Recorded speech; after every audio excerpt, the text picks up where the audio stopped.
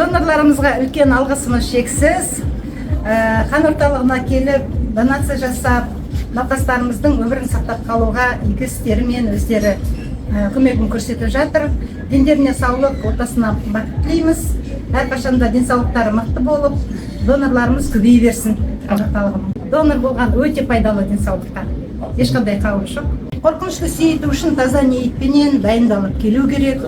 Ол өзі арғы жағында көкірегі, ниеті таза болу керек.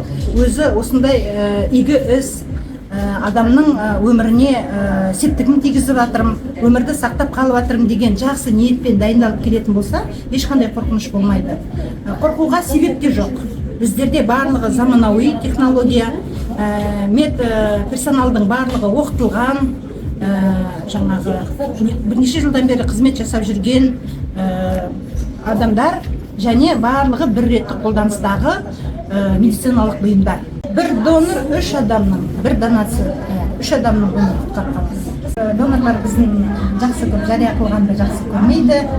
Себепті неге десеңіз, олар жаңағы жарнама үшін емес, адамның өмірін сақтау үшін келеді осы жерге.